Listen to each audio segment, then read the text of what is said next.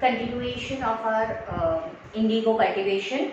Problem with niche cultivation. The last topic that I was explaining you was problem with niche cultivation. I will revise you a little bit that how indigo was cultivated. Indigo was cultivated by two main systems. One was niche and other was riot. We were learning about the niche. Now in niche cultivation, the planter produced this indigo plant in the land directly. He had this directly control. He either bought this land or rented it from the other zamindars, and then he produced indigo directly by employing the hired labor. But now this planter, they faced few problems. Now what were the problems that they faced? First of all, the area was their main problem, that it found difficult to expand the area because indigo cultivation needed a fertile land which they were not getting in a huge large scale. They were not getting the large patch of land. They had a small patch of land which was scattered. Scattered यानी एक यहाँ पे दूसरा काफी दूर area में है, तो उनको एक लार्ज एरिया चाहिए था कॉम्पैक्ट ब्लॉक में, यानी पूरा एक साथ चाहिए था. तो उन्होंने क्या किया कि इंडिगो फैक्ट्री के नज़दीक ही जो पीजेंट्स थे उनको वहाँ से निकाल दिया और वहीं पे उन्होंने सारा एक साथ एक लैंड ले लिया. तो कई बार वो एक झगड़ा हुआ करता था पीजेंट्स के पे और वो प्लांटर्स के साथ कॉन्फ्लिक्ट और टेंशन होता था. दूसरा लेबरर का उनका बहुत बड़ा इश्यू था. Not was labour easily available. Why? Because this required a huge number of hands. इसका मतलब है कि इंडिगो प्लांटेशन के लिए उनको काफ़ी लेबरर की ज़रूरत होती, पर वो जिस समय पे वो लोग को इंडिगो कल्टिवेट करना होता था उसी टाइम पे पीजेंट्स बिजी होते थे राइस कल्टिवेशन के लिए, तो उनको लेबरर्स नहीं मिलते थे. Page number 33. Now niche cultivation on a large scale also required many plows and bullocks. Right? 1 biga of indigo cultivation required 2 plows. 1 biga is a unit of measurement of land, right? So it is about 1/3 of 1 acre. So अगर 1 biga में 2 plows is required, so in 1000 biga they require 2000 plows, double of whatever the biga is. So investing it, purchasing the plow, ये उनके लिए एक बड़ा सा problem था. And इतने सप्लाई भी नहीं थे उनके पास, पीजेंट्स और बुलक्स भी नहीं थे, बिकॉज सभी उसी वक्त बिजी होते थे राइस फील्ड में. So again indigo planter face this problem. Till late 19th century planters were therefore reluctant and they were not ready to expand under niche cultivation. तो नीच कल्टिवेशन में उनको कुछ प्रॉफिट नहीं मिला. सिर्फ 25% of land producing Indigo under नीच cultivation हुआ, बाकी सब वो रॉयल्टी सिस्टम में हम करते थे. Now we will study about the royal system. Right? Under royalty system planter was forced the royals. When I say royals, Royals का मतलब पीजेंट्स जो फार्मर्स होते थे. So under this system planters जो होते थे, प्लांटर्स आर द पीपल जो ये बिजनेस चला रहे हैं इंडिगो ग्रो करने के लिए. वो प्लांटर्स लैंड में जो फार्मर्स होते थे उनसे एक एग्रीमेंट साइन करवाते थे. राइट? एट टाइम उनको प्रेशर, विलेज के जो हेडमैन होते थे उनको भी प्रेशराइज करते थे कि भाई आप ही ये कॉन्ट्रैक्ट राइट्स के बिहाफ पे साइन कर लो. Those who sign the contract उनको कैश दिया जाता था एडवांस में, लो रेट ऑफ इंटरेस्ट में. राइट? और उसके साथ उनको बोला जाता था कि 25% of your land area you have to compulsory grow indigo. Planter को सीड्स दिए जाते थे, ड्रिल दिए जाते थे. While cultivating, prepare the soil, so the seed और क्रॉप को ध्यान रखना, ये सभी काम था प्लांटर का, फार्मर पेजेंट्स का. ठीक है? प्लांटर का काम था कि वो सिर्फ कॉन्ट्रैक्ट साइन करके उनको cash they. Now what was the problem under this system? We will come to the page number 35 and after that I will explain you page number 34 that how indigo was produced. Now crop में maintenance और वो सब काफ़ी expensive होता था. जब crop ready हो जाते थे और farmers को यानी कि राइट्स को वो डिलीवर करना होता था प्लांटर को हार्वेस्ट के बाद, उनको कम रेट पे सेल करना पड़ता था। सेकेंड, उनको दूसरा लोन दिया जाता था और ये साइकिल कंटिन्यू रहता था। So peasants who were initially tempted by the loan soon realise कि ये हार्श सिस्टम है, ये कुछ भी काम नहीं करेगा। प्राइस उनको जो इंडिगो सेल करने के बाद मिलता था काफी स्लो होता था और ये साइकिल ऑफ लोन से कभी भी बाहर निकल नहीं पाते थे। So there was another problem too. Planter usually insisted that indigo cultivate करने से उनकी लैंड की जो सॉइल की फर्टिलिटी थी वो बिगड़ जाती थी, और अगर वो लोग राइस कल्टीवेट करते हैं तो उनकी लैंड की फर्टिलिटी रहती थी। So indigo moreover had a deep roots. It exhausts the soil rapidly. Indigo करने के बाद वो दूसरी बार वो लैंड राइस कल्टीवेशन में यूज नहीं कर पाते थे। तो ये पीजेंट्स काफी बड़ी प्रॉब्लम फेस करते थे। Now please move on to page number 34 which is on the left hand side. How was indigo produced? Indigo कैसे प्रोड्यूस होता था? ये एक यहाँ पे आपको पिक्चर दिया गया है कि देखो आपको एक फैक्ट्री बताया, फिगर 10 इंडिगो फैक्ट्री है, ठीक है, located near indigo field. This painting was done by William Simpson in 1863। यहाँ पे आपको एक फैक्ट्री दिख रही है जो इंडिगो फील्ड के नजदीक है। Indigo villages were usually around indigo factories owned by planters. ये भी प्लांटर की ओन होती थी। After harvest indigo plant was taken to the words, right.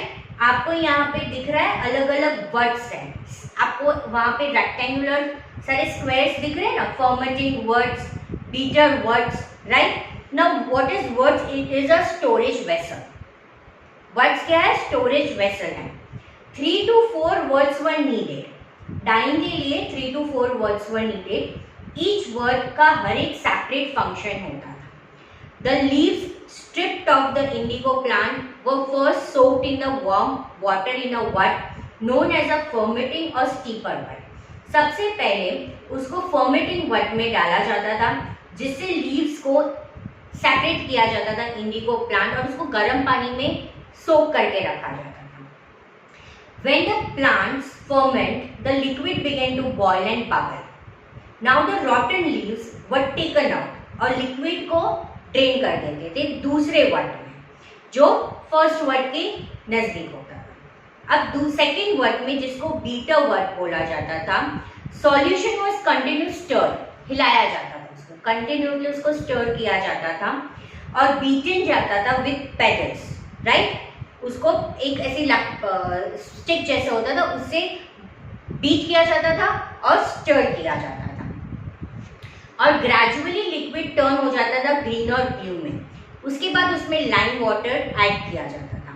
Indigo separate होते थे आउट इन द फ्लैट्स, अम्बडी सेगमेंट नीचे सेटल हो जाता था, क्लियर लिक्विड ऊपर आ जाता था, लिक्विड को निकाल देते थे और वो जो सेडिमेंट नीचे रह गया था, पल्प, इंडिगो पल्प, उसको दूसरे वर्ड में, थर्ड वर्ड में, जिसको सेटिंग वर्ड बोला जाता था, उसमें ड्राई करते थे और इंडिगो डाई का केक जैसा प्रिपेयर कर लेते थे। यहाँ पे फिगर 13 में आपको देखो एक केक जैसा दिख रहा है, indigo is ready for the sale. तो इस तरह से इंडिगो प्रोड्यूस होते थे। अलग अलग फर्मेटिंग रेक्टेंगुलर टाइप के वर्ड्स होते थे। सबसे पहला फर्मेटिंग वर्ड होता था, फिर बीटर वर्ड होता था और तीसरा होता था सेटलिंग वर्ड। तो इस तरह से इंडिगो ग्रो होता था। अब यहाँ पे आपको दिखाया जा रहा है figure 12, the word beater. Indigo worker here is standing with a paddle जो यूज होता था स्टर के लिए। ये वर्कर को उसके वेस्ट तक उस पानी में काफी समय तक खड़ा रहना पड़ता था, 8 आवर्स तक। जब तक ये सॉल्यूशन ग्रीन और ब्लू कलर में नहीं होता तब तक उसको स्टर किया जाता था और बीट, तो 8 घंटे वो वर्कर को उसके अंदर खड़े रहना पड़ता था। अब again we will come to page number 35 and this is the last topic, blue rebellion, right? Why it is said a blue rebellion? क्योंकि इंडिगो का कलर क्या था? It was a blue color, right? Rebel करना यानी revolt करना। इस topic में बताया जैसा कि इंडिगो ग्रो करने के लिए पीजेंट्स ने मना कर दिया था। वो लोग नहीं चाहते थे कि अब वो इंडिगो कल्टीवेट करें। दोनों ही सिस्टम से, नीच कल्टीवेशन से और राइट ट्री कल्टीवेशन से, दोनों ही से फार्मर्स को काफ़ी प्रॉब्लम्स क्रिएट हो रहे थे। Page number 35, blue rebellion. So in March 1859 thousands of this peasants in Bengal, उन्होंने मना कर दिया इंडिगो ग्रो करने के लिए। ये रेबेलियन स्प्रेड हुआ, उन्होंने रिफ्यूज किया कि अब वो प्लांटर को कोई भी रेंट नहीं पे करेंगे और उन्होंने गुस्से में आके इंडिगो फैक्ट्रीज पे अटैक किया स्वॉर्ड्स के साथ, बोज और एरो के साथ, विमेन्स भी कई पॉट्स, पैन्स, किचन्स इम्प्लीमेंट के साथ। Those who work for the planters, जो प्लांटर्स के बॉडी गार्ड होते थे, मैं ऐसा बोल सकती हूँ, सोशली बॉयकॉटेड, उनको भी मना कर दिया कि आप यहाँ पे आओ नहीं। जिन उस वक्त उस प्लांटर्स के लिए जो काम करते थे उसको बोला जाता गोमास्तर्स। वो प्लांटर्स के एजेंट थे जो रेंट कलेक्ट करने के लिए आते थे, तो वो गोमास्तर्स को भी मारा था। फिर उन्होंने बोला कि हम कोई भी एडवांस आपसे लेंगे नहीं, हम कोई भी इंडिगो ग्रो करेंगे नहीं, और लाठी लेके उन्होंने मेंटेन किया। प्लांटर्स इतना डर गए थे, right. So indigo nor be bullied by the planters, lathiyals, the lathi wielding strongmen maintained by the planters. अब इंडिगो सिस्टम काफी अप्रेसिव हो गया। इन 1859 में इंडिगो पीजेंट्स था, उनको ऐसे लगा कि लोकल जमींदार और विलेज हेडमैन थे in the rebellion against the planter, right, they had to support. In many village, headmen who had been forced to sign indigo contract, उन्होंने इंडिगो पीजेंट्स को सपोर्ट किया, right. Other places zamindars went around the village और उन्होंने बोला कि भाई आप planters की सुन लो। This zamindars were unhappy with the increasing powers of planters. They were angry being forced by planters to give them land on long लीजेस।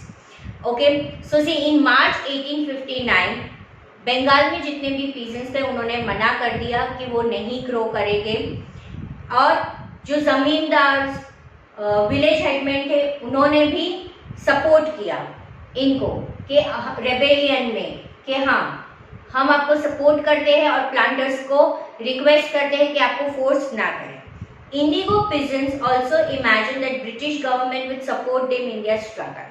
अब जो इंडिगो ग्रो करने के लिए पीजेंट थे उनको जमींदार का सपोर्ट मिला, उनको लोकल जमींदार का, विलेज हेडमैन का सपोर्ट मिला। उनको ऐसे लगा कि ब्रिटिश गवर्नमेंट भी उनको हेल्प करेगी, पर ऐसा कुछ हुआ नहीं। After the revolt of 1857 British government को लगा कि ये रेबेलियन को सिर्फ बंद करना है जिससे ज़्यादा रिवॉल्ट ना।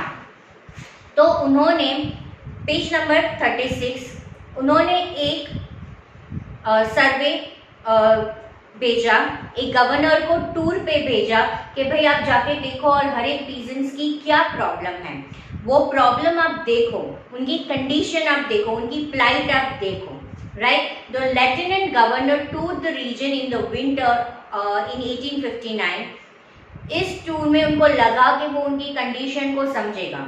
When in बरसता द मैजिस्ट्रेट एशली एडन ने एक नोटिस भेजा कि आपने जो कॉन्ट्रैक्ट साइन किया है वो कंपलसरी आपको कंप्लीट करना पड़ेगा। ईडन वाज ट्राइंग कि पीजेंट को कंट्रोल करे और ये सिचुएशन को कैसे भी करके रेबेलियन को स्प्रेड होने से बचाए, पर ये रेबेलियन बंगाल से स्प्रेड होकर कलकत्ता चला गया। फिर धीरे धीरे चंपारण में भी इंडिगो सत्याग्रह शुरू हो गया।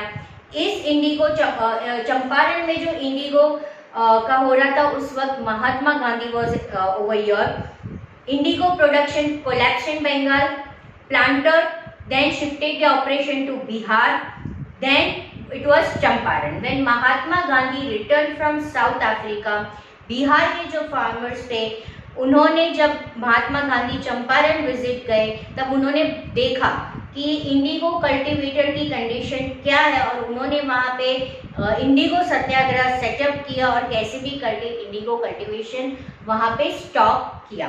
तो ये ब्लू रेबेलियन में हम देखते हैं कि कैसे indigo collapse in Bengal and Bihar and even few parts of Calcutta, और इस तरह से इंडिगो जो फोर्सफुली ग्रो होता था और जो फार्मर्स की जो भी लैंड होती थी उसको स्पॉइल कर देते थे, उनको जो साइकिल ऑफ लोन में उनको फंसाया जाता था, उस सारी चीज़ों से निकलने के लिए Mahatma Gandhi helped in Champaran and in Bengal the local zamindars and the village headmen. They helped and they forced them to stop this indigo cultivation. British government even thought कि अगर ये rebellion को बंद नहीं किया गया तो ये revolt increase होती जाएगी.